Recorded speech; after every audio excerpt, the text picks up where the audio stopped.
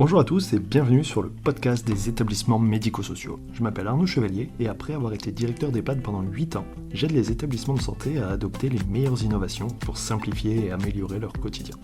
J'ai créé ce podcast pour partager les belles expériences portées par des gens passionnés. Avant de commencer, si vous appréciez ce podcast, vous pouvez vous abonner pour ne rater aucun épisode et encore mieux, mettre une note 5 étoiles sur Apple Podcast et le partager à vos collègues. Sur ce, bon épisode. Bonjour à tous, aujourd'hui je discute avec Sylvie-Henri Espargillet. On va parler des droits des usagers. Comment on fait pour, dans les établissements, dans les services, garantir les droits des usagers. Alors avant de te proposer de te présenter, petit retour de contexte, on regardait la date du premier podcast qu'on avait enregistré ensemble, c'était il y a 1 an, sur la démarche qualité et comment monter et construire une démarche qualité qui ne soit pas une usine à gaz. C'est un épisode qui avait parmi les plus écoutés et qui était super intéressant. Et on va, je pense, rester un petit peu dans la même veine, sur la même logique, parce que ça touche les droits des personnes, la qualité de l'accompagnement et tout ça. Euh, mais du coup, ma question, ce sera vraiment comment on rend concret, qu'est-ce qu'on peut vraiment faire pour garantir ou même juste travailler sur les droits des usagers. Avant de répondre à cette question, si tu le veux bien, je te repropose de te représenter. Eh bien oui, merci beaucoup encore pour cette nouvelle invitation. Voilà, je suis très honorée. Du coup, je suis Sylvie, je suis, consultante formatrice, dans les démarches qualité et risque et spécialisée sur le domaine du social et du médico-social. Voilà, d'où ta première invitation sur la démarche qualité et puis voilà et à mes heures perdues ou en tous les cas, sur les temps comme, j'adore partager des choses, voilà, je partage des outils, sur LinkedIn, je tourne des vidéos sur YouTube et puis, je partage une newsletter de veille, tous les lundis matins. Voilà, à peu près pour mes Alors, activités. peut commencer par ces sujets-là parce que moi, je trouve que c'est vraiment super intéressant. À la fois les vidéos qui sont super bien faites, vraiment en fait interactives et avec moi, je trouve ce qui est vraiment super, c'est les codes de YouTube pour vraiment, t'as pas envie de décrocher quoi. À l'inverse tu vois, d'une vidéo qui peut être peut-être un peu plus longue, tu vois, qui peut être un peu plus en mode conférence, où en fait t'écoutes, mais en fait t'écoutes pas, tu penses à autre chose et puis rapidement tu lâches. Elles sont vraiment super bien faites et je pense que ce qui est vraiment cool aussi, au passage, c'est qu'elles sont courtes. Et du coup, tu as vraiment l'information tout de suite et c'est concret et c'est bien fait, quoi. Euh, Qu'est-ce qui t'a donné cette idée-là? Pourquoi YouTube? Parce que c'est YouTube, maison de retraite, tu vois, c'est pas trop. C'est de niche, dirons-nous. En fait, ça a été le croisement de 2 choses. La première, c'est que je suis, moi-même une grande consommatrice de vidéos YouTube et de vidéos de vulgarisation scientifique notamment et donc c'est un peu ça qu'on va retrouver, comme tu disais, dans le côté code, YouTube. Voilà, moi je suis pas une amatrice de shorts ou de vidéos, comme on dit, fit and fun, là où on invite quelqu'un, on mange bleu et puis on rigole, quoi. C'est pas trop ça, moi, voilà. Mais du coup, il y avait ce côté-là, je trouvais ça hyper chouette. Et puis de l'autre, tout comme ma newsletter ou comme les partages que je fais, dès que je fais ce genre de choses, je me pose toujours la question, quand j'étais qualiticienne, qu'est-ce que j'aurais aimé avoir et qui n'existe pas déjà? Et à l'époque où j'étais qualiticienne, j'étais mutualisée sur 10 EHPAD. Et quand il y avait un sujet d'actualité, par exemple, je me rappelle de l'époque de l'annexe au contrat de séjour, quand c'est arrivé en 2016, du coup, il faut faire une sensibilisation dans toutes les structures. Et je me retrouvais à répéter en introduction de ma petite réunion flash la même chose 10 fois. Et je me suis dit, en fait, ça aurait été hyper bien que je puisse m'enregistrer sur les 5 minutes où je présente le sujet. Et après, on peut discuter avec les équipes. Et en fait, c'est un peu en mélangeant ces 2 idées que je me suis dit, mais tiens, je pourrais faire une chaîne YouTube où je vulgarise, parce que j'adore l'idée, et je vulgarise en 5 minutes des concepts de la démarche qualité. Et en face, voilà, l'idée, en tous les cas, de la cible, c'était, je pourrais avoir des responsables qualité ou des directeurs, des cadres de santé, peu importe, qui se saisissent de ces vidéos pour introduire le sujet dans leur réunion et pouvoir ensuite en parler avec les équipes. Donc, voilà. Moi, c'est un gros challenge des fois, hein, de mettre les choses en 5 minutes parce qu'il faut que, des messages clés passent, faut pas que ça aille trop vite, et il faut qu'il y ait quand même aussi de la matière pour pouvoir discuter après. Donc voilà, pour répondre à la question et c'est un peu ce truc-là. J'ai regardé avant, comme je le fais à chaque fois, je me dis: «Est-ce que ça existe pas déjà?» Comme je dis toujours, je regarde toujours si ça existe, je partage, si ça existe pas, beh, j'essaie de le faire et voilà et du coup, j'ai lancé ma petite chaîne YouTube, il y a 1 an et demi, en septembre 2023. 1 an et demi déjà? Ok. Ouais.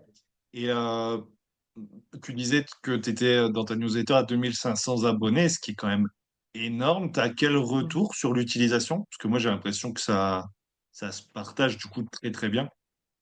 Sur la newsletter, alors j'ai des retours, je crois que le plus beau, adjectif que j'ai pu recevoir, c'est indispensable, voilà. Il y en a, si c'est parti dans les spams le lundi matin, là j'ai eu des problèmes en plus avec ma plateforme, bref, ils l'ont pas eu, ils sont en panique. Voilà, donc il y en a, ils me disent des fois: «Je l'ai pas reçu, vous êtes en vacances ou c'est un oubli ou voilà, parce que j'en ai Ils te mettent besoin», la donc pression en plus. ah ouais, ouais, non, mais bon, il y en a pour certains, c'est un rail de coke. Faut se calmer, les gens. C'est des tonnes de liens vers des guides et des podcasts. Je veux dire, voilà. Non, en termes de retour, j'ai le fait que c'est complet. Par contre, tout le monde va piocher dans la partie qui l'intéresse. J'ai eu dans les retours sympas, enfin sympas en tous les cas sur l'utilisation, pour répondre à ta question. J'ai une structure notamment où ils sont 4 à être abonnés à la newsletter et c'est leur discussion du lundi au café. C'est-à-dire que chacun voit la newsletter en embauchant, voilà. Certains chez eux sur leur téléphone s'ils sont un peu fous. Et à la petite pause café de 10 heures, ils se disent: «Tiens, qu'est-ce que tu as vu d'intéressant dans la newsletter? Sur quoi on pourrait bosser un peu dans les semaines, les mois qui viennent?» Donc voilà, il y en a pour qui c'est vraiment un appel à projet, entre guillemets. Alors, pas appel à projet au sens strict du terme, mais il y en a certains qui me disent, en fait, tiens, parce que j'ai lu tel guide ou tel podcast ou tel truc, je me dis, ah tiens, ça, je vais pouvoir le mettre en place. Et ça engrange, en fait, une partie de leur plan d'action. Voilà. Donc, en termes de retour que j'ai pu avoir.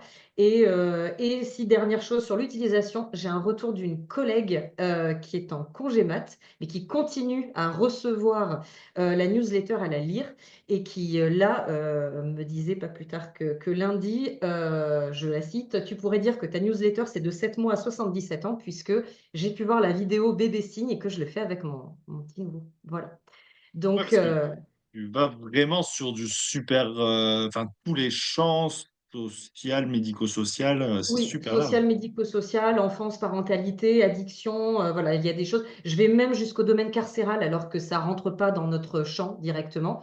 Mais oui, c'est assez, j'essaie d'être assez exhaustive et encore, il y a certains domaines où j'ai assez peu j'ai encore pas suffisamment de sources, mais voilà. Et ça te prend combien de temps de faire une newsletter? Parce que j'ai l'impression que c'est un travail énorme avec tous les C'est liens, la 4 mise heures. en forme et tout ça.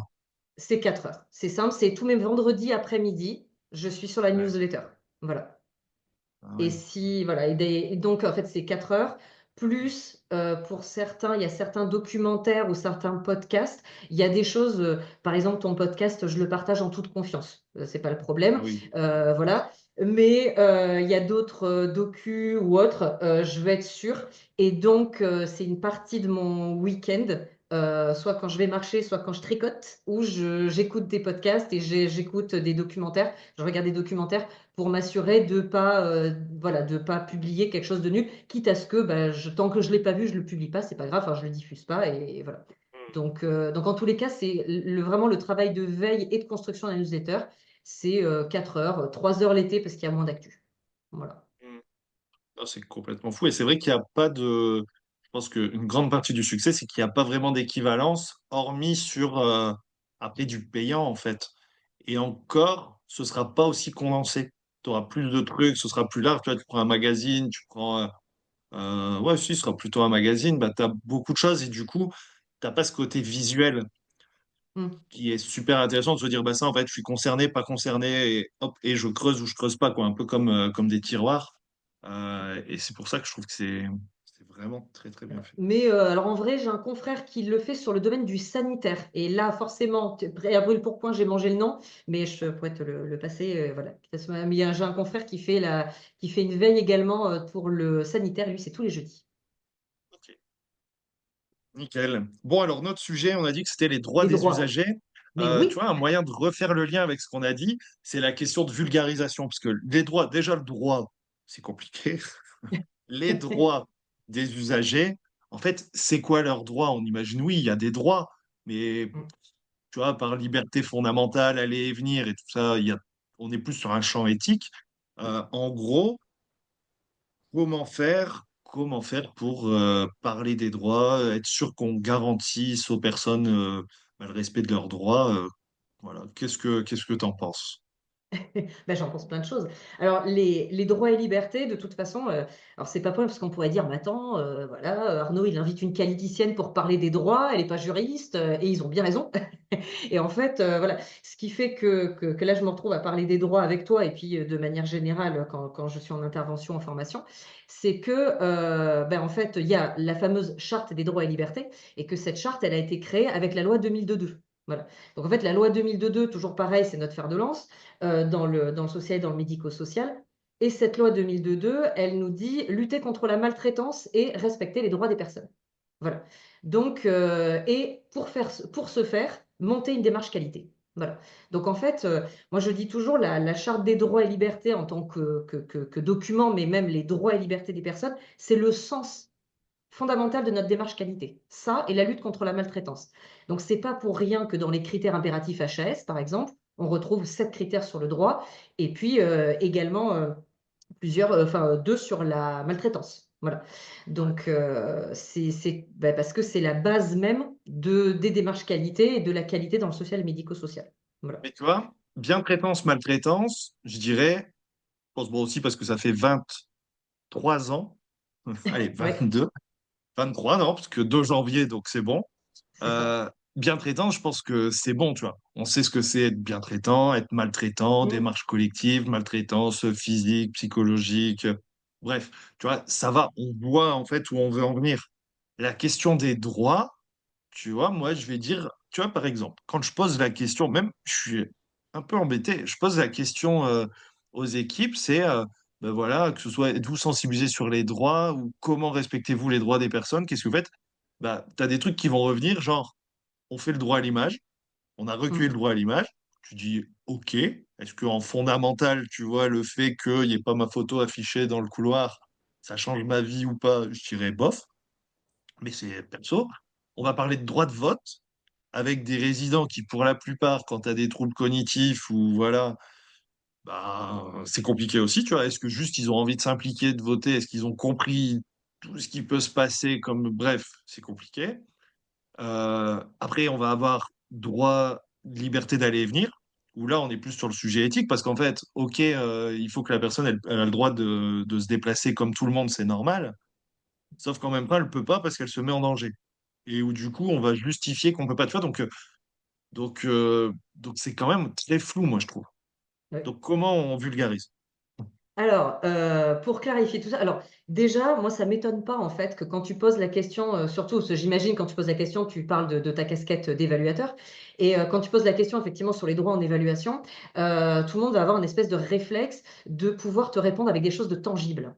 Et donc, le droit à l'image, ben, j'ai le formulaire. Le droit de vote, on a fait les élections là, et puis en plus, Manu, il nous a aidés voilà, avec l'Assemblée Il y en a nationale, tout eu ça. plein. Donc, on a eu 3 sessions de vote. Ouais, et Donc, en c'est fait, tu même vois, pas il y a on a quelque fait chose de les élections. tangible. On a fait des procurations. Voilà, c'est ça. Dans tous les cas, il Ok. y a quelque chose de tangible. Et c'est vrai que quand on commence à parler, même la liberté d'aller et venir, très vite, ah ben, il y a la procédure contention, il y a l'annexe au contrat de séjour, justement, il y a toujours quelque chose de tangible. Quand tu commences à parler de dignité, d'intégrité, de vie privée, là déjà, on a moins cette notion de quelque chose, d'un formulaire, de quelque chose. Donc, en termes de preuves aussi d'évaluation, on ne sait pas trop où aller chercher. Et donc, en tous les cas, moi, ça ne m'étonne pas que, en premier lieu, les personnes ne te répondent pas, alors que c'est la base, hein, dignité, intégrité, vie privée, c'est dans les tout premiers de la charte. Alors, il y a deux choses hein, sur les droits.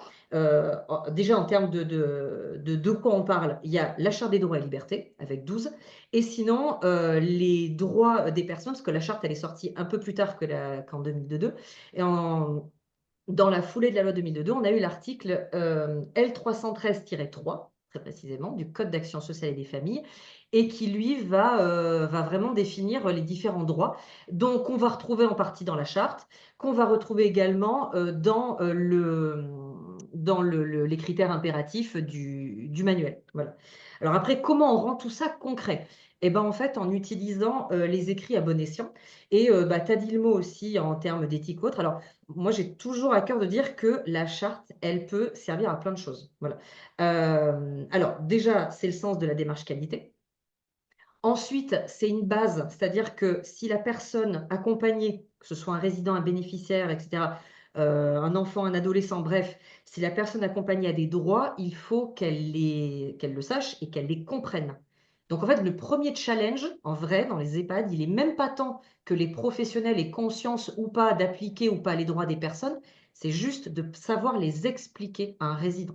Et en fait, à partir du moment où les professionnels sont en capacité d'expliquer aux personnes qu'elles accompagnent quels sont leurs droits, ce qui leur revient, ce qui est permis, pas permis, etc. En fait, on a déjà tout fait parce que du coup, les professionnels font le lien entre le quotidien. Je ne vais même pas parler de pratique professionnelle, c'est vraiment le quotidien d'accompagnement et les droits des personnes. Ils vont faire le lien aussi avec la maltraitance parce qu'en fait, quand on ne répond pas à un droit, ben, on est maltraitant. Voilà. Donc, mais en tout cas, c'est le premier challenge, c'est comment je vais rendre intelligibles les droits finalement à la première personne qui est concernée, celle qui les a. Voilà. Après, pour rendre ça un peu plus concret, moi, il m'arrive des fois de réfléchir la charte des droits en faisant, je vais, voilà, pas de côté entre guillemets, mais en vrillant un peu, en disant, on ne va pas réfléchir ces droits-là par rapport à nos résidents. Des fois, je dis aux professionnels, je sens que ça patasse un peu dans la semoule, et je dis, oubliez temporairement vos résidents. C'est compliqué parce que vous êtes hyper investis. Et dites-vous que ça, c'est la charte des droits et libertés des personnes accompagnées. Peut-être que demain, vous serez une personne accompagnée. À un moment dans votre vie, peut-être. Voilà. Comme il y a la charte des patients à l'hôpital, on a les droits des patients à peut-être un moment dans notre vie. Et donc, réfléchissez à comment vous l'expliquerez pour vous-même, comment vous le verrez. Et en fait, quand on switch, pour vous, quand on est sur la charte des droits de l'enfant, pour vos enfants d'ailleurs, hein, voilà, pour vos proches, etc., certains aussi m'ont dit, c'est plus facile pour moi de réfléchir la charte quand je pense à mes propres parents, par exemple, quand on est en EHPAD. Je pense à mes parents, ils ne sont pas en EHPAD aujourd'hui, ils pourraient l'être demain. Ben tiens, en fait, oui, comment je traduis ces droits-là dans ce que je vais attendre de l'EHPAD en face ou du service au domicile, par exemple. Voilà. Et c'est plus évident pour eux de le réfléchir comme ça. Et donc de se dire, ben voilà, comment je pourrais expliquer ce droit-là. Et donc la charte, ça peut être déjà enfin, je veux dire, un immense axe de travail. Tu prends chaque droit et pour chaque droit, tu te poses la question de, tiens, comment on l'explique au résident? Et puis dans les faits, tiens, comment on va lui expliquer demain? Puis après, ben, comment on va lui donner les moyens d'exercer ce droit? Ça, c'est un des critères impératifs aussi, d'ailleurs. Et après, bon, ça, c'est vraiment la première où ouais, ça construit beaucoup. Et dans d'autres structures, ce que je peux faire pour rendre ça concret, c'est de proposer la Charte des droits et libertés comme un cadre de réflexion, et tu l'as dit, pour les équipes. Donc, ça peut être, comme tu le disais, dans le cas d'un comité éthique, par exemple. Voilà. Sur un comité éthique, bon, on a un comité éthique, par exemple, qui tourne depuis quelques temps. On a déjà abordé les sujets, je pense en EHPAD, hein, de la fin de vie, de la sexualité en EHPAD, etc. Et c'est pas qu'on cherche des idées, mais un peu. On peut éventuellement faire des comités éthiques avec des gens du territoire ou avec un service au domicile voisin et on se dit, bah, tiens, quelle thématique pourrait tous nous rassembler? Ben, on ouvre la charte. On ouvre la charte et on prend un droit qui nous semble intéressant et on peut discuter éthiquement de celui-ci. Comme tu l'as dit tout à l'heure pour la liberté d'aller et venir, mais ça peut être aussi, par exemple, la confidentialité et le respect de la vie privée. En fait, quand on commence à gratter un tout petit peu, mais c'est plein de choses. En EHPAD, c'est le fait oui, de fermer la porte pendant les soins. Au domicile, c'est le fait qu'il n'y ait pas un tiers qui soit là pendant qu'on est en train de faire les soins à la personne. Mais ça peut être aussi faire preuve de discrétion si jamais votre résident d'EHPAD, il a une aventure avec une résidente. Voilà, et en fait, on peut arriver à vraiment brasser plein de choses là-dessus. Et là encore, je suis que sur la personne âgée. Quand on commence à ouvrir cette charte dans le handicap ou dans la protection de l'enfance, je t'assurais que les débats, là, c'est encore une autre dimension. Donc, en fait, il faut vraiment, pour rendre ça clair, il faut prendre le temps de l'ouvrir et juste de réfléchir. Moi, j'ai toujours les trois, enfin, l'exercice que je propose toujours, d'ailleurs qui est là, voilà, spoil, mais sur une de mes vidéos, parce que j'ai fait une vidéo sur ma chaîne sur la Charte des droits et libertés, et à la fin de la vidéo, je propose un exercice de style, c'est de prendre un article pardon, de la charte et de se poser la question comment je l'expliquerai à un nouveau résident ou à une nouvelle personne accompagnée, comment je l'expliquerai à un nouveau collègue qui vient d'arriver dans ma structure, comment je lui expliquerai, quelles sont les réponses et pourquoi pas les projets innovants qu'on a en ce moment qui viennent asseoir ce droit-là et la manière dont on y répond. Et bien entendu, quelles sont les maltraitances qui se cachent derrière. Et ça peut aider en plus pour notre plan de lutte contre la maltraitance. C'est quelles sont les maltraitances, c'est-à-dire que si on ne respecte pas ce droit, c'est quoi la maltraitance individuelle ou institutionnelle qu'il y a. Voilà. Et puis en fait, une fois qu'on a répondu à toutes ces questions, pour l'avoir fait plusieurs fois en groupe de travail, on a toujours des réflexions éthiques qui ressortent de ça. On a toujours des questions éthiques et que malheureusement ou heureusement en fait, je leur laisse de côté sur des post-it souvent. Je leur dis ça, c'est le post-it, c'est mes petits post-it bleus, mes post-it bleus éthiques. Et je mets sur le post-it, je dis ça, c'est une réflexion éthique. Donc ça, c'est pas avec moi que vous le travaillerez, c'est dans le cadre de votre réflexion éthique en comité ou autre, ou dans un comité bien traitance par exemple, vous parlerez de ce truc-là. Donc voilà, enfin, ça peut être ben, justement comment on arrive sur la liberté de culte, comment on fait vivre. En fait, il y a la liberté de culte, donc très vite on dit ah bah oui, bah, on a des cérémonies, on a des machins, puis il y a forcément quelqu'un qui dit ouais, enfin là on est surtout en train de parler de la liberté du culte catholique. Mais en fait, les autres cultes, qu'est-ce qu'on en fait? Est-ce que ah ben oui, mais aujourd'hui on a personne qui est d'une autre religion, d'accord, mais demain on a quelqu'un en fait. Est-ce qu'on lui offrirait exactement, est-ce qu'il aurait accès à autant de choses que quelqu'un issu du christianisme? Donc, voilà. Et c'est plein de questions comme ça. Je dis, non, ça, c'est de la question éthique. On le met de côté. Mais voilà, ou c'est du projet, ou c'est. Mais en fait, la charte, quand on prend le temps de s'y pencher, ça peut être hyper concret. Hmm. C'est intéressant. J'avais pas perçu vraiment le lien avec la dynamique bien-traitance. Parce que, OK, un droit qui n'est pas respecté, c'est une maltraitance, mais je l'aurais pas forcément spontanément abordé à travers les droits. Après, la charte, moi, ce que je trouve marrant, c'est qu'il y a toujours un moment où quelqu'un va dire, oui, bah, comment on communique sur les droits, comment on informe, bah, on a la charte dans le livret d'accueil et puis elle est affichée. Et bien sûr, quand tu vois la question marrante là-dessus, c'est dire, OK, qu'est-ce qui est écrit dans la charte? Et puis là, on rigole parce que bah, personne ne sait. Euh, et les droits sont. Enfin, il y en a plusieurs quand même qui sont relativement simples, hein. Quand tu dis bah, droits d'opinion qui sont basés sur la Charte des droits de l'homme et tout ça, c'est assez logique. Mais c'est vrai que pour certains, en fait, c'est pas clair et ça invite obligatoirement à la réflexion sur qu'est-ce qu'on met derrière. Et je pense que la logique d'un groupe de travail et d'une réflexion autour de ça et de se reposer la question un peu dans la logique éthique, mais c'est vrai que c'est pas forcément éthique parce que c'est surtout pratique. Tu vois, qu'est-ce qu'on fait concrètement?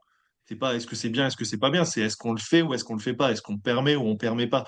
Tu vois, par exemple, quelqu'un qui veut exercer un culte pour lequel bah, il n'y a rien qui est vraiment organisé parce que, tu vois, je sais pas, il y a des régions, je pense, où il y a des religions qui sont pas trop représentées, tu vois, je pense l'hindouisme. Bah, en région parisienne, ça m'est déjà arrivé de dire l'équipe qui dit bah ouais, on a organisé ça et ça, ils mangent pas de vache, on respecte. Tu dis bah ok, nickel. C'est vrai que à la campagne, bah il y a un peu moins. Du coup, on mange plus de vaches. Mais ça pose pas de problème. Tu vois, et c'est vrai que c'est un moment comment on remet un peu le cadre de la charte sur des discussions sur des choses très concrètes. Et je pense que ça, tu vois, c'est un réflexe que que très peu d'établissements doivent avoir pour l'instant. Oui. Et voilà. Alors du coup, c'est vrai que ça me permet de rebondir sur un outil que j'ai partagé l'année dernière et que j'ai repartagé encore cette année. Donc c'est un concept. Alors c'est vraiment, j'insiste, c'est une co-construction. Voilà, avec une jeune femme extraordinaire, Marion Colcy, de son nom. Voilà. Et donc c'est une consoeur qualiticienne. Voilà, nos routes se sont croisées et disons qu'elle a réussi à rendre tangible des choses qui sortaient de mon cerveau malade. Et donc, un jour, sur une discussion, je lui dis, voilà, il y a 12 articles dans la charte et il y a 12 mois dans une année. Donc en fait, si on prenait chaque mois un droit, on pourrait cogiter chaque mois de l'année sur un droit et on en ferait le tour. Et en fait, j'imaginerais bien une espèce de calendrier, tout ça. Et en fait, elle me l'a designé. Elle nous l'a designé puisqu'on l'a partagé. Et donc, c'est ce qu'on appelait tout simplement le calendrier, un mois, un droit. Voilà.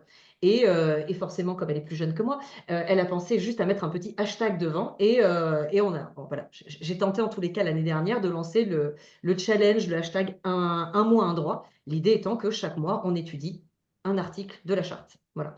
Donc moi, je me suis prêtée à l'exercice en 2024 et j'ai posté sur LinkedIn chaque mois quels étaient qu'est-ce qui était ressorti des groupes, voilà, que j'avais pu faire. Alors c'était des fois des groupes que j'ai fait chez des clients, des fois ça a été un peu seul avec moi-même quand j'avais pas d'occasion. Ça a été rare, mais c'est arrivé un ou deux mois. Et puis carrément les mois où j'avais pas d'opportunité de le faire avec des clients, ben, je l'ai fait avec des potes. Et je l'ai même fait dans l'espace de coworking où je travaillais. Et en fait, c'était très intéressant aussi de discuter, encore une fois, des droits et libertés des personnes. Ça peut être nous, hein, j'insiste encore une fois, c'est des droits d'être humain en fait. Et de voir comment eux pouvaient, quelle vision ils pouvaient avoir de tout ça. Et donc, chaque mois, j'ai publié tout ça en engageant en tous les cas les établissements qui le souhaitaient le faire. J'ai eu des retours en message privé sur LinkedIn d'établissements qui s'étaient saisis un peu du sujet à quelques reprises voilà, dans l'année, qui avait fait deux, trois groupes qui avaient ciblé des droits et qui avaient trouvé l'exercice intéressant. Et puis quelques-uns sur la fin d'année qui ont dit, est-ce que vous allez refaire un nouveau calendrier pour 2025? Voilà. Donc, on s'était posé la question avec Marion et donc on a refait un calendrier 2025 qu'on a publié sur LinkedIn en janvier.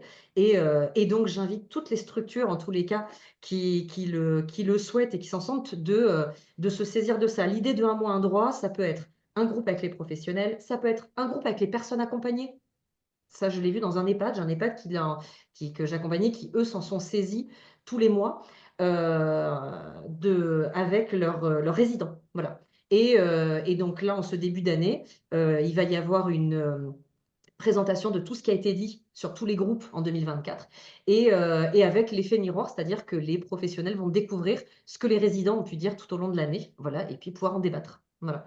Donc ça peut être effectivement avec les gens et ça peut être les deux. Voilà, sur LinkedIn, là, j'ai quelqu'un qui a une structure, pareil, je m'en suis désolée, j'ai mangé le nom, mais qui a lancé le un mois un droit là, pour cette année et qui fait des groupes avec et des professionnels et des résidents. Voilà, pour discuter de qu'est-ce qu'on entend derrière ce droit-là. Et voilà, un exemple tout bête, le droit à la renonciation. Moi, tout de suite, tu me dis droit à la renonciation, je pense refus de soins. Ouais. L'EHPAD dont je te parle, où ils ont interrogé les résidents ont parlé renoncer à certaines choses, renoncer à voir les gens, renoncer à avoir de l'espace, renoncer. En fait, eux, ils ont vu cette espèce de droit-là autour de tout ce dont ils ont renoncé de par leur âge et de par leur entrée en institution. Ça fait plein d'autres débats. Donc, en fait, on sort presque un peu du champ. Mais en tous les cas, voilà, ça permet de nourrir énormément de réflexion. Ouais. Non, mais c'est vrai que c'est super intéressant. Donc cet outil, on le retrouve sur LinkedIn. Euh, Oui. Tu viens de donner un exemple, mais est-ce que tu en aurais d'autres, par exemple, de situations où toi, tu vois que le fait de creuser sur les droits, de travailler là-dessus, ça amène à des choses, à des changements extraordinaires. Alors, peut-être très simples, mais tu vois, avec vraiment des choses inattendues et impressionnantes.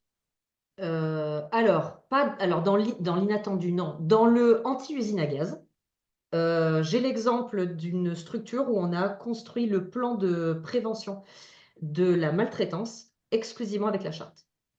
Ok. On a retourné les 12 articles, entre guillemets, à l'envers, et on a identifié, on a travaillé la charte que là-dessus, en se disant, c'est quoi les maltraitances qui sont planquées derrière chacun des articles. Et du coup, ça a permis de mener plein de réflexions, et surtout de pouvoir identifier des maltraitances autres que je saisis le bras du résident qui va pas assez vite, ou voilà. Et on est vraiment, les professionnels m'ont dit, on est vraiment sorti de l'image qu'on avait tout de suite de la maltraitance.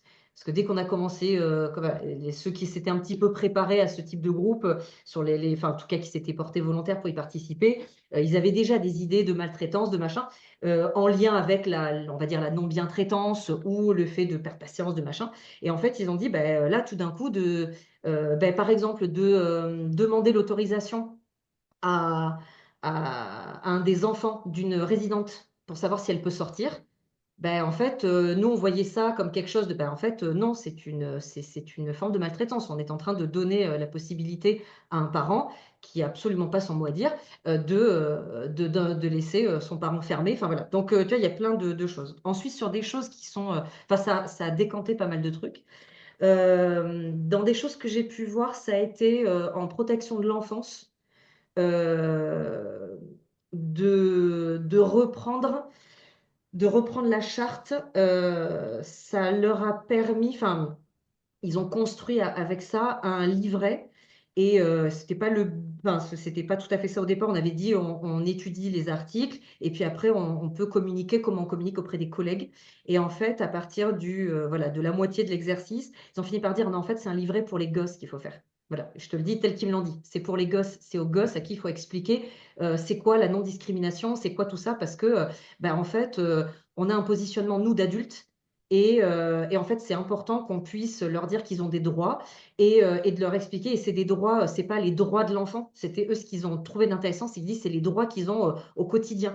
Et des moments où ils pourront nous dire que même nous, en tant qu'adultes, parce qu'on dépasse les bornes, ils peuvent nous alerter en fait. Et ils ont fait tout un livret d'explications sur les droits. Et franchement, le boulot est incroyable. Voilà. Et je sais que sur leur évaluation HAS, pour le coup, ils avaient eu une petite paillette sur ce livret. Donc voilà. Et après, en, non, en termes de concret aussi, ça a été, alors que j'ai pas vu, que j'ai pas vécu directement, mais dont on m'a parlé, c'est sur des projets, d'avoir utilisé la charte dans le cadre d'un projet, notamment là, le projet, c'était d'ouvrir une petite buvette, voilà, dans un accueil de jour, voilà, d'avoir un côté buvette et toute la grande question qui arrive toujours de est-ce qu'on sert de l'alcool, est-ce que machin, sachant que l'idée de la buvette, c'était que les bénéficiaires pardon, de l'accueil de jour pouvaient rencontrer les résidents pardon, de l'EHPAD à des heures où, entre guillemets, la buvette de l'accueil de jour est ouverte et ça permettait de faire des échanges. Voilà. Donc l'idée, c'était que les résidents, les bénéficiaires pardon, de l'accueil de jour puissent participer au service, être actifs, rencontrer les gens, discuter avec des gens de l'EHPAD et puis potentiellement aussi commencer à voilà, faire différents liens. Et puis aux résidents de l'EHPAD d'aller dans un autre lieu de vie qui est finalement dans leur mur. Donc ça, c'était sur le papier. Et donc, ce sont des personnes, pareil, par rebond, qui m'ont envoyé un mail après pour me dire, en fait, on s'est basé sur votre idée de réfléchir à ce projet au travers de la Charte des droits et libertés, parce qu'on s'est retrouvé coincé à dire alcool, pas alcool, et argent, pas argent. Voilà. Et du coup, pour sortir de ça, on s'est dit, en fait, on va reprendre la Charte des droits et libertés, parce que ça va être notre cadre phare. Voilà. On va laisser tomber la notion de morale, de machin, et on va se dire, est-ce que notre projet, il répond aux 12 articles? Voilà. Ah, ils se sont astreints à prendre les 12 articles, même si pour certains, il n'y a pas de. Voilà. Mais du coup, en fait, en lançant les discussions comme ça, et du coup, ils ont pris toutes les décisions de leur projet, et ils se sentent, eux, ce qu'ils m'ont dit en tous les cas, c'est qu'ils se sentaient plus sûrs enfin, qui avaient trouvé ça intéressant, c'est que du coup, ils ont la sensation que tout est justifié, en fait. Voilà. C'est-à-dire que leur choix, c'est pas celui qui a parlé le plus fort. Non, ça se justifie avec quelque chose de fondamental qui est cette fameuse charte. Je trouve intéressant dans tout ça, c'est que finalement, on met peut-être l'éthique à toutes les sauces, alors que des fois, il n'y a peut-être pas besoin. Parce que tu vois, la question d'alcool, pas alcool, est-ce que c'est éthique ou pas? En fait, c'est pas une question de bien ou de mal, c'est juste une question de droit. Mm. Aujourd'hui, tu as envie d'aller t'acheter une bouteille au Plaza du coin, juste si tu es majeur, tu as le droit. Exactement. Et du coup, est-ce qu'il y a une autre question? Tu vois, moi, j'ai cet exemple-là en plus qui me vient tu vois, le côté vraiment en plus paradoxal. Un résident, on était sur un EHPAD où il y avait une résidence autonomie attenante, avec des petits pavillons juste en face, tu vois, avec un petit parvis d'un côté EHPAD, d'un autre côté résidence autonomie. Un résident qui allait pas bien, qui entre en résidence autonomie. Il est pas mal chez lui, on fait en sorte qu'il y ait le kiné qui vienne régulièrement, tout ça, on fait suivi, accompagnement, bref, et voilà. Et au bout de quelques mois, il récupère un petit peu la marche. Sauf que le problème, c'est qu'en marchant, bah, il va au Lidl du coin s'acheter une bouteille de Ricard et puis il est complètement défoncé et puis il va faire chier la fleuriste du coin, tu vois. Enfin bref. Ouais. Euh, Qu'est-ce qu'on fait là-dessus? En fait, on est complètement coincé et tu vois, on pourrait se dire question éthique ou pas éthique. Mais en fait, à la fin, c'est chiant, mais c'est une question de droit, en fait. De quel droit tu lui opposes? Et tu vois, lui, on ne pouvait pas faire grand-chose parce que résidence autonomie avec une architecture en mode pavillon. Donc, en gros, tu peux pas fermer la porte. Parce que là, tu es vraiment dans l'enfermement. Tu vois, tu Oui. n'as pas une porte institutionnelle, machin. Sinon, tu fermes la porte vraiment du logement. Mm. Alors qu'en Mm. résidence autonomie, tu peux jouer la carte de oui, mais bon, allez, il est 20 heures, voilà, hein, il pourrait y avoir des intrusions, on va fermer. Ou être plus attentif et surveiller plus. Euh, et du coup, j'aurais tendance à aborder ces questions-là habituellement plutôt sous un abord éthique, en fait. Et je me rends compte que bah, c'est pas une question de bien ou de mal, il fait ce qu'il veut, c'est juste une question est-ce qu'il a le droit, il n'a pas le droit, et du coup, il a plutôt le droit. Oui, en fait, il a complètement le droit d'acheter de l'alcool. Par contre, je ne sais pas à quel point il embête la fleuriste, mais c'est peut-être là-dessus où on peut faire quelque chose, en fait. C'est en fait là, à partir du moment où on est sur de l'alcool et on est sur une surconsommation, l'idée, c'est pas de l'empêcher, pas l'empêcher, de machin, parce que tu as raison, il a le droit. Par contre, ça va être la question de quel est notre niveau, nous, d'investissement. Je vais pas dire de responsabilité volontairement, hein. C'est quel est notre niveau Ouais. d'investissement, qu'est-ce qu'on veut faire pour réduire les risques de ce monsieur par rapport à sa consommation. Voilà, Mm. réduire les risques pour la fleuriste dans ton exemple, réduire les risques pour lui aussi, parce que je ne sais pas où il était dans la résidence autonomie, mais s'il est au premier étage et qu'il rentre bourré, il peut peut-être chuter. Voilà, et ça va être, encore une fois, dans le cadre de ses droits, accompagnement à la santé, information sur, voilà, et donc on va l'informer des risques qu'il prend, voilà, et on peut lui proposer un accompagnement s'il souhaite un accompagnement pour réduire sa consommation, pour traiter son addiction, on peut lui proposer un accompagnement. S'il dit, moi, je suis très bien, et puis de toute façon, si je tombe ou que j'ai une cirrhose, de toute façon, il faut bien mourir de quelque chose, on n'a rien à en dire. Et c'est pas, voilà. Et à chaque fois, toujours, ah oui, mais c'est notre responsabilité parce que ce sera dans notre résidence autonomie. Si vous avez, alors, l'idée, c'est toujours pareil, c'est que s'il se passe un accident, on a l'impression que tout d'un coup, ça donne l'image que on n'a jamais rien fait. C'est faux. Tant qu'on ne met pas ça sous le tapis, on a identifié, là dans ton exemple, hein, qu'il a cette consommation-là d'alcool, on identifie les problèmes que ça engendre, qui vont être du domaine du légal ou du moins légal, hein, s'il se met à aller voler chez la fleuriste ou avoir un comportement sexiste, voilà, hein, ça s'ouvre, voilà, Ouais, il mais était juste chiant. Tout ça va. juste- j'aime beaucoup Jean, juste chiant, voilà. Donc, Juste en tous les cas, voilà, si à voir effectivement comment on peut traiter, mais on identifie les problèmes liés à cette consommation-là et on essaie de résoudre les problèmes avec lui. On revient sur l'autodétermination, sur tout ça, mais à aucun moment on doit l'empêcher d'aller acheter sa bouteille. Ça, c'est son droit, mais le plus entier en fait. C'est son argent, c'est son business, c'est sa consommation. Après, de l'informer des risques encourus, oui. Voilà. Même chose, les tuteurs se retrouvent très embêtés sur la consommation de cigarettes, avec des gens qui ont des addictions à la clope, mais qui n'ont pas les moyens de se les payer, par exemple. Ça, c'est beaucoup plus compliqué parce que c'est droit et possibilité d'exercer son droit. Ouais. Non, mais ça règle pas le problème, mais on l'abordera différemment. Ouais. Euh, du coup, on a parlé de la charte, alors qui, pour moi, tu vois, bon, on l'affiche et puis c'est bien. Là, maintenant, on sait quoi en faire vraiment en discutant. Tu disais par rapport au livret pour les enfants et tout ça, le fait d'expliquer les droits, il y a un autre document, c'est le règlement de fonctionnement. Comment on le rend un peu utile aussi? Parce que celui-là, on le donne, on le fait signer au début vite fait, puis après, il nous sert juste à dire, OK, vous n'avez pas respecté les règles, donc potentiellement, on peut mettre fin à votre contrat de séjour, mais en quoi il aide vraiment au respect des droits? Alors, actuellement, tel qu'il est fait, il n'aide pas du tout. De toute façon, Ouais. ce serait trop compliqué qu'il puisse aider à ça à lui tout seul, parce que dans le règlement de fonctionnement, il faut déjà, comme tu l'as dit, il faut aussi poser des règles qui viendront contrecarrer la contractualisation. Donc déjà, rien que ça, il y a deux, trois choses à écrire. Si en plus derrière, tu commences à vouloir y inscrire le détail des droits, enfin, des 12 articles de la charte ou même, voilà, ça risque d'en faire un document qui sera imbuvable. En plus de ça, donc moi, ce que j'ai tendance toujours à réfléchir, c'est se dire: «Bon, finalement, est-ce que notre règlement de fonctionnement peut pas être composé de plusieurs choses?» Voilà. C'est-à-dire qu'on a le règlement de fonctionnement qu'on va construire de manière carrée avec la réglementation et ce qui est obligatoire à avoir dedans, voilà, et ce document-là, ça va être un document qu'on va penser en tous les cas comme quelque chose d'administratif, qui sera, très utile pour dans le cadre de la contractualisation, donc avec l'établissement et de l'autre côté, on va dire plutôt les proches ou les mandataires, voilà, les représentants légaux. Et ensuite, on va réfléchir à, bon, OK, dans tout ce qu'il y a dans ce règlement de fonctionnement et tout ce qu'on aurait pu mettre, qu'est-ce qui est vraiment utile pour les résidents, les bénéficiaires, les personnes accompagnées? Et là, on va un peu plus s'amuser à faire des documents utiles.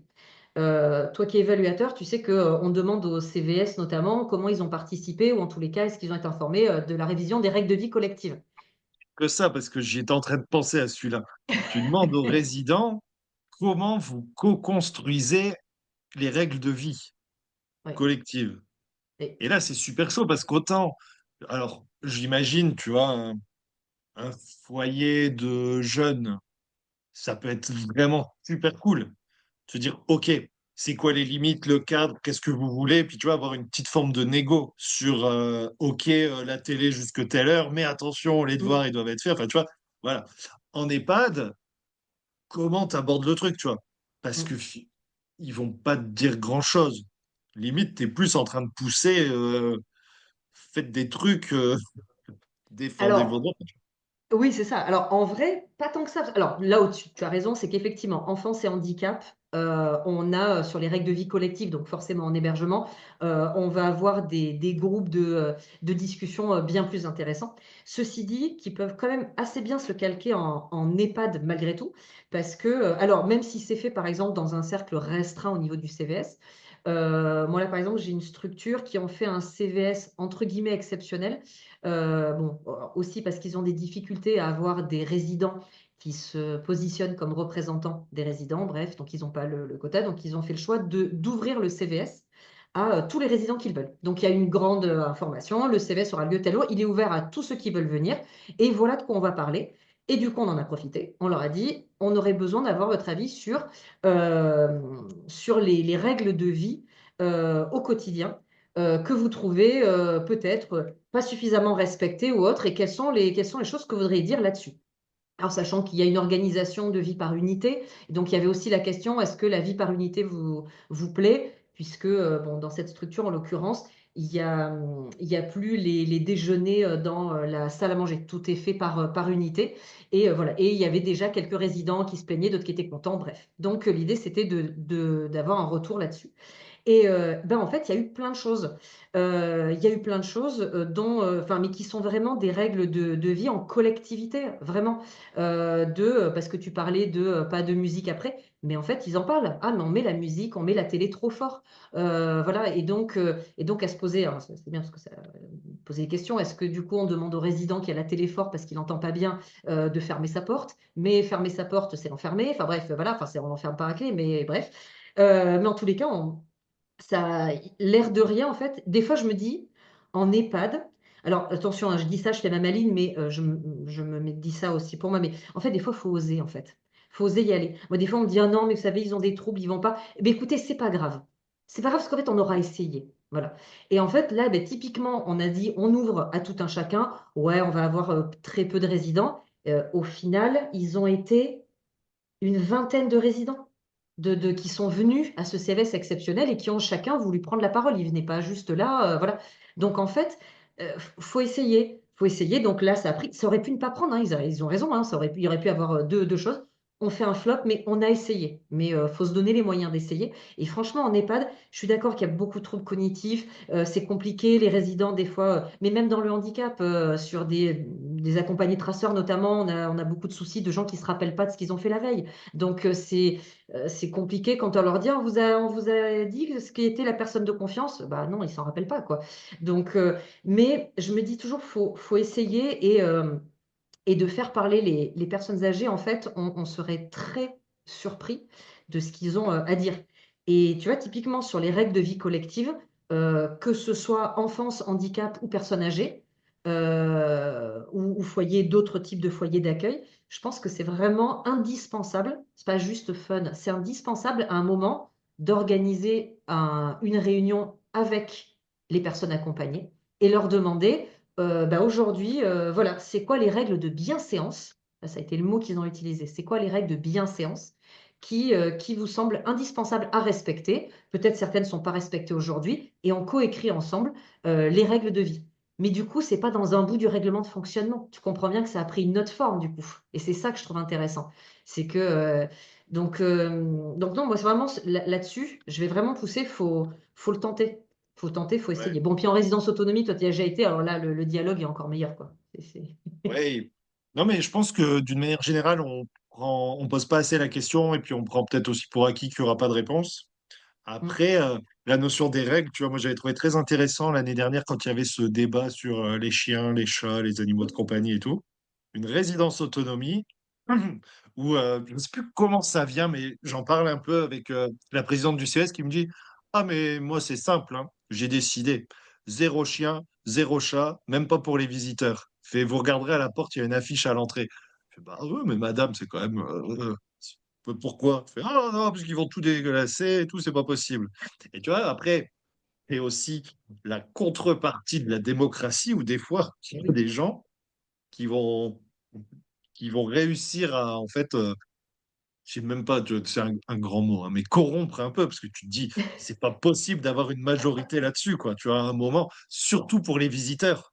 Tu vois, en Oui. fait, tu peux même pas venir avec ton caniche dans ton sac pour dire bonjour, quoi, tu vois. Alors, bien sûr que les gens, ils viennent quand même, parce que l'affiche, on la voit pas bien et c'est une règle qui est un peu bizarre, donc on la respecte pas. Mm, Mais, tu vois, après, c'est la difficulté aussi de trop d'ouverture. Mais par contre, je suis bien d'accord sur le fait qu'il faut qu'on a l'habitude de pas demander, en fait, de faire. Mais tu vois, un peu comme tout, je pense que sur les soins, ça a beaucoup, beaucoup progressé. Mais c'est un peu la même logique sur les règles de vie sur lesquelles il faut suivre. C'est vraiment avoir l'habitude d'interroger mm. et de respecter les choix. Parce que si c'est interroger pour pas respecter, ça sert à rien. En illustration, les différences des fois qui se font entre le CVS et par exemple la commission de restauration. Souvent on me dit, ah bah oui, en commission de restauration, ils parlent plus, mais c'est normal, c'est la nourriture, ça les conserve. Non, c'est que c'est une instance où littéralement on leur demande leur avis. Alors que dans le CVS, il y a tellement de choses qu'on veut caser dedans en information descendante Descendant, je suis d'accord. qu'ils n'ont pas la place de s'exprimer. Il y a des jours où je me dis, en vrai, les CVS, il faut en faire bien plus que 4 par an. C'est si on veut qu'il y ait un minimum d'échanges, parce qu'en fait, effectivement, il faut informer les représentants de tellement de choses que juste les informations 4 fois par an, ça prend toute la place, ça prend 90% de la place. Et puis on les a bien épuisés avec toutes nos infos, qui pour certains sont intéressantes, pour d'autres moins. Et au bout du compte, on dit, et vous alors, vous avez des questions à poser? Voilà. Et puis on n'aura que dans 3 mois le retour. En fait, il faudrait des CVS plus courts, mais plus réguliers, je pense. Ce serait, voilà. Après, je ne voudrais pas changer la loi non plus, parce que je sais que pour d'autres structures, elles fonctionnent très bien avec 4 parents et ce serait dommageable de leur en imposer plus. Mais je me dis que c'est un mode de réflexion qui serait à avoir. C'est au moins 4 parents, comme je dis. Voilà, si on en fait 10. Oui, oui, non, mais c'est ça, non, mais c'est logique, hein. Ce serait même plus logique par rapport au suivi, parce qu'en fait, tu poses une question, tu demandes un truc, en fait, du coup, tu dois avoir ta réponse dans 4 mois, tu vois. Bon, C'est dans ça. 3 mois. Est-ce que c'est acceptable? Mm. Bof, hein. Ouais. Eh bien, bon, ben, en tout cas, pour moi, c'est beaucoup plus clair au niveau de la charte. Je la regarderai un peu différemment. Voilà. Et puis, euh, et puis, je pense que oui, il faut encourager vraiment à avoir des temps d'échange autour de ça. Mm. Et puis travailler plus sur la co-construction des règles de vie et l'échange auprès des droits et peut-être plus de CVS ou de réunions informelles. C'est peut-être ça aussi la problématique du CVS, Mm. c'est qu'il y a ce côté un peu lourd où tu dois faire une convocation, une invitation, un truc un peu chiant. Alors que peut-être avoir un rendez-vous d'une heure, tu vois, à tel moment de la semaine, ça peut être pas mal aussi pour Ouais. discuter de qu'est-ce qui se passe, où on en est. Nickel. Et puis, on en a parlé au tout début, mais surtout, il faut s'abonner à ta chaîne YouTube et Oui, s'inscrire à la newsletter. mais Ça va? complètement. Il reste de la place sur la newsletter. Au niveau des mails, Oui, c'est tu peux bon. encore envoyer. Bon, parfait. Eh ben, merci Sylvie, puis à bientôt. Eh bien, merci à toi Arnaud, à très bientôt. Et encore merci pour cette invitation et merci beaucoup pour ton podcast. Il est vraiment hyper intéressant et très important. Merci beaucoup. Merci. Bonjour à tous et bienvenue sur le podcast des établissements médico-sociaux. Je m'appelle Arnaud Chevalier et après avoir été directeur d'EHPAD pendant 8 ans, j'aide les établissements de santé à adopter les meilleures innovations pour simplifier et améliorer leur quotidien. J'ai créé ce podcast pour partager les belles expériences portées par des gens passionnés. Avant de commencer, si vous appréciez ce podcast, vous pouvez vous abonner pour ne rater aucun épisode et encore mieux, mettre une note 5 étoiles sur Apple Podcast et le partager à vos collègues. Sur ce, bon épisode.